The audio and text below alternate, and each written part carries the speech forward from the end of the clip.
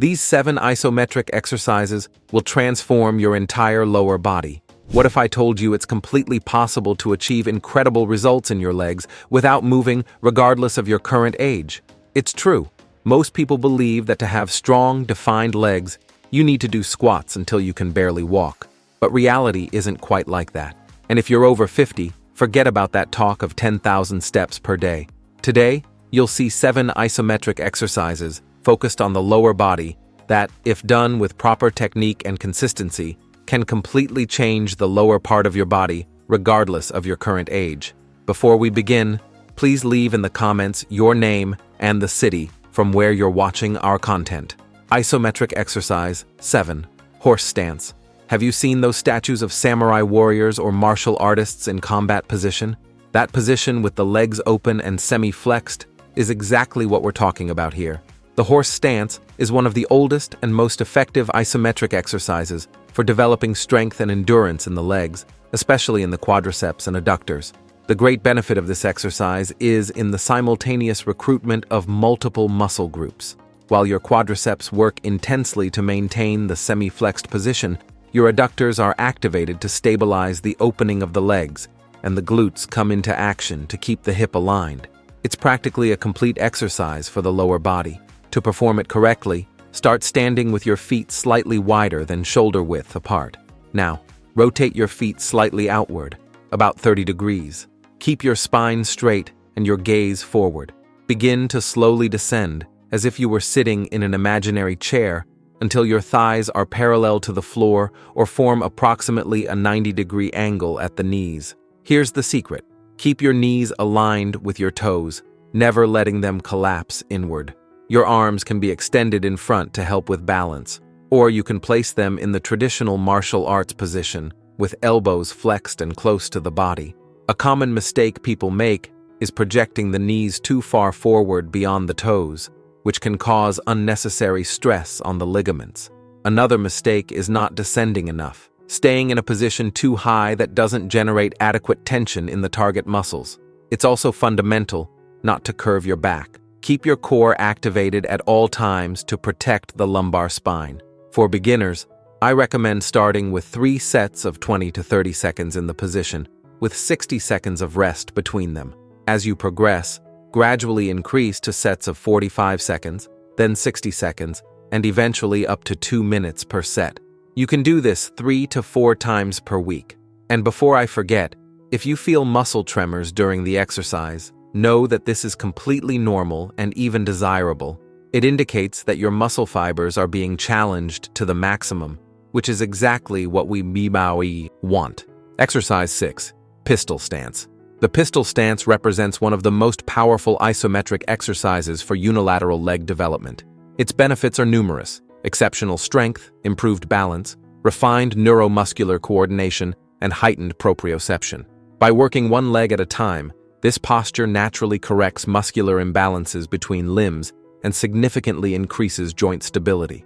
In terms of musculature, this exercise is truly complete for the lower limbs, intensely working the quadriceps in all its portions, all 3 gluteal muscles, maximus, medius, and minimus, the entire hamstring group, as well as the deep core, ankle stabilizers, and hip adductors to ensure proper stabilization during the posture.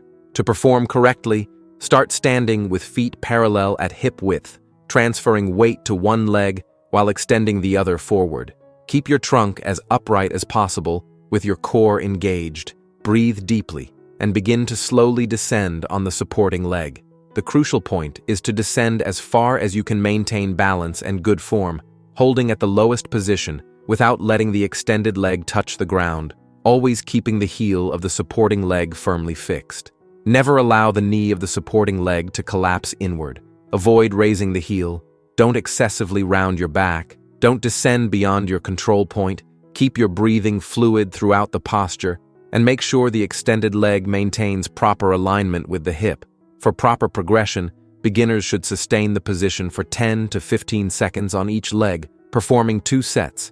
Intermediate practitioners can advance to 20 to 30 seconds per leg in 3 sets, while advanced practitioners typically maintain 30 to 45 seconds per leg in 3 to 4 sets. A rest of 60 to 120 seconds between sets is recommended, with an ideal frequency of 2 to 3 weekly workouts for consistent results without overload.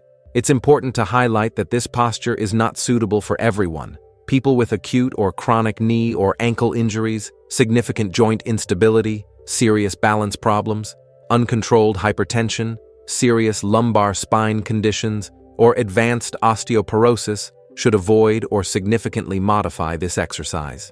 Exercise 5. Static lunge position. The second exercise on our list is the static lunge position, a movement that will make your quadriceps beg for mercy while intensely working your glutes and hamstrings. This is an extraordinary exercise to develop unilateral strength, correct imbalances between legs, and significantly improve your stability. The great differential of this exercise is in the uneven distribution of weight between the legs, which intensifies the work on the front leg. Additionally, it recruits stabilizing muscles that are not normally as demanded in bilateral exercises like the traditional squat. This results in a more harmonious and functional development of your legs. To perform it correctly, start standing with your feet hip-width apart. Step forward with one of your legs, creating a comfortable distance, neither too short nor exaggeratedly long. Slowly descend until both knees form an angle of approximately 90 degrees. The front knee should be aligned with the ankle, never surpassing the line of the toes. The back knee should be close to, but without touching the ground, with the heel elevated. Keep your trunk erect, core activated, and gaze forward. Your arms can be at your sides or on your waist to help with balance. Among the most common errors is excessively leaning the trunk forward, which transfers tension from the quadriceps to the lumbar region. Another frequent error is not descending enough, not forming the ideal 90-degree angle, which drastically reduces the benefits of the exercise.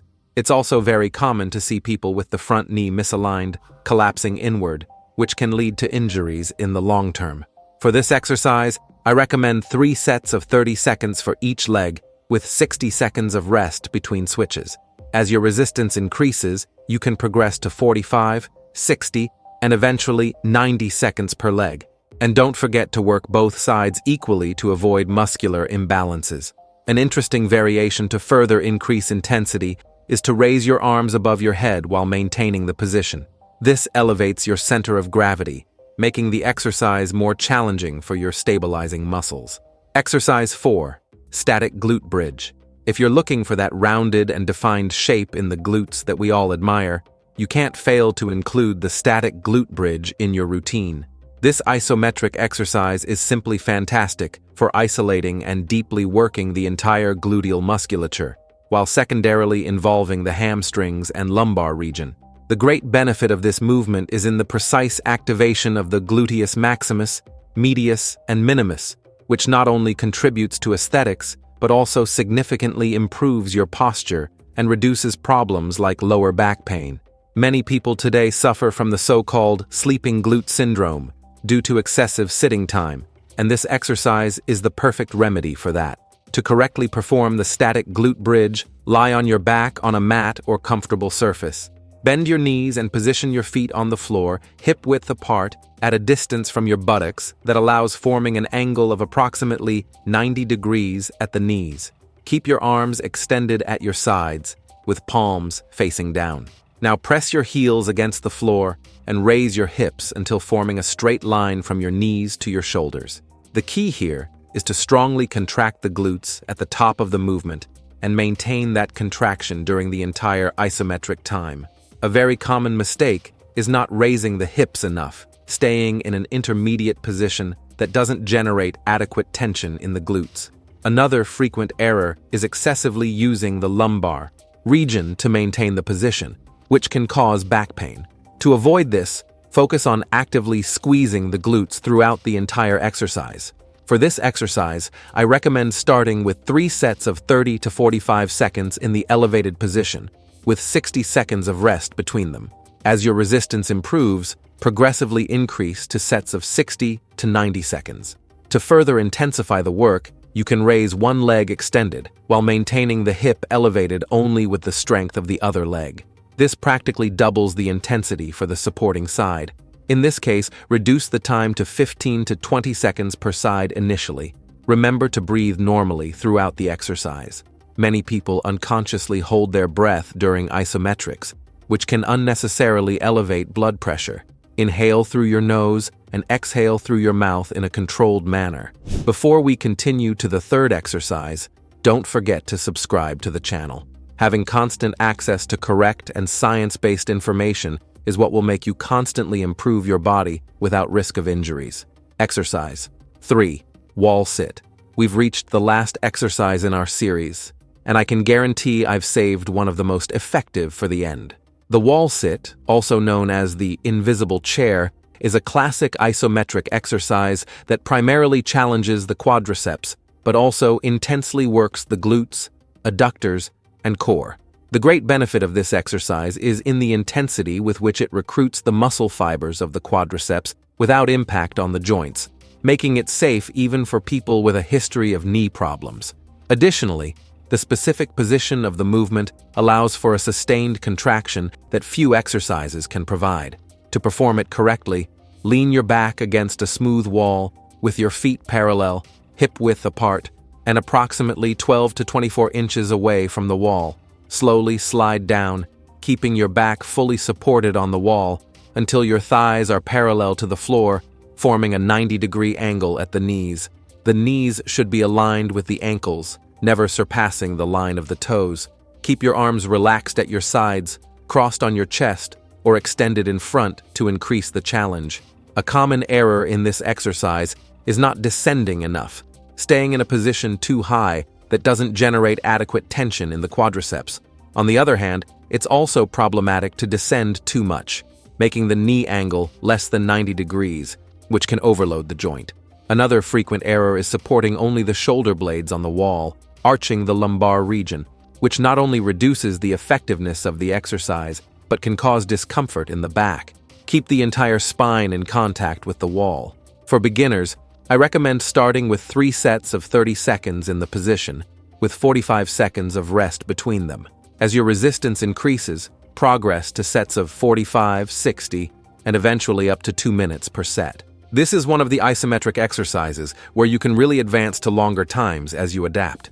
To intensify the challenge, you can add weight to the exercise, holding a book, water bottle, or even a kettlebell in your lap. Another effective variation is the single-leg wall sit, raising one of your legs while maintaining the position with the other. This variation is extremely challenging, so start with shorter sets of 15 to 20 seconds per leg. An important tip: it's normal to feel intense burning in the quadriceps during this exercise. When discomfort begins to increase, focus on deep and controlled breathing to help overcome the most difficult moments. Inhale through your nose for 4 seconds and exhale through your mouth for 4 seconds. This technique not only helps endure discomfort, but also improves muscle oxygenation. Exercise 2. Isometric calf raise. We can't talk about complete leg transformation without giving due attention to the calves, that part so neglected by most physical activity practitioners. Well-developed calves not only complete the aesthetics of the legs, giving that proportional and athletic look, but also significantly improve your performance in activities like running, jumping, and even in daily posture. It's not for nothing that calves are known as the heart of the legs for their ability to pump blood. The isometric calf raise intensely works the gastrocnemius and soleus muscles, responsible for the shape and power of this region. The differential of the isometric version is in the prolonged tension, which deeply challenges the muscle fibers, leading to a more efficient stimulus for hypertrophy and toning. To correctly perform this exercise, position yourself standing, preferably near a wall or chair for light support with your fingertips, just to better balance.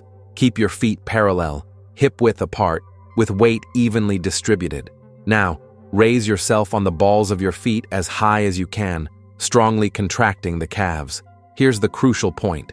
Instead of immediately descending, as would be in a traditional exercise, stay in the elevated position, sustaining the isometric contraction for the determined time.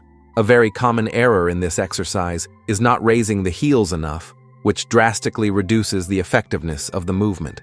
Another frequent error is transferring weight only to the inner or outer forefoot, instead of maintaining a balanced distribution across all toes. This not only reduces the efficiency of the exercise, but can lead to alignment problems in the ankle. For this exercise, because the calf is naturally more resistant, I recommend starting with 4 sets of 30 to 45 seconds in the elevated position, with 30 seconds of rest between them. As your resistance increases, progress to sets of 60 to 90 seconds.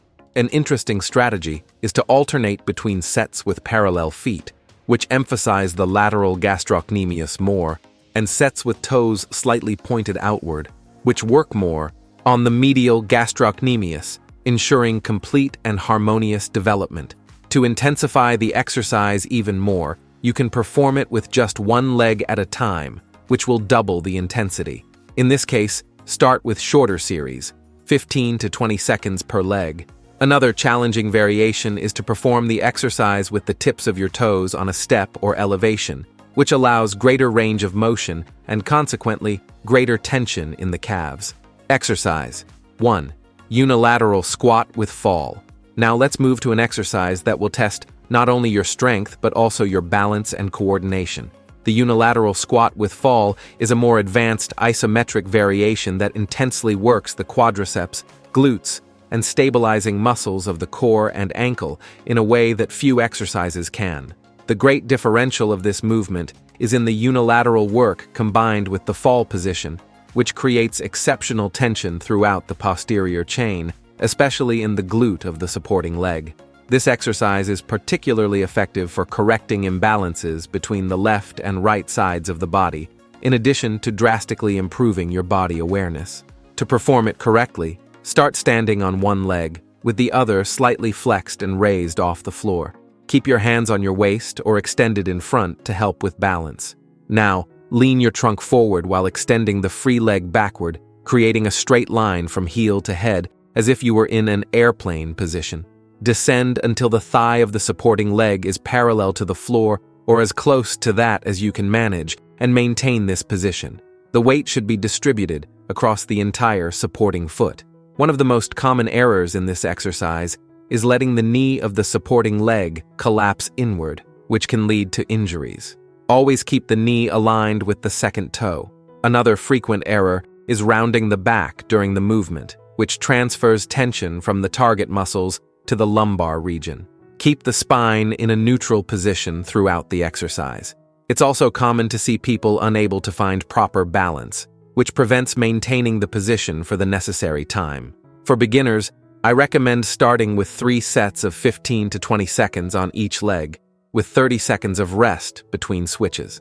As your stability and strength improve, gradually progress to sets of 30 and eventually 45 seconds per leg. Don't try to progress too quickly in this exercise. The development of stability takes time. If you're having difficulties at the beginning, you can lightly use the support of a wall or chair to assist with balance, gradually reducing this support as you progress. Another effective strategy is to focus your gaze on a fixed point in front of you, which significantly helps in maintaining balance.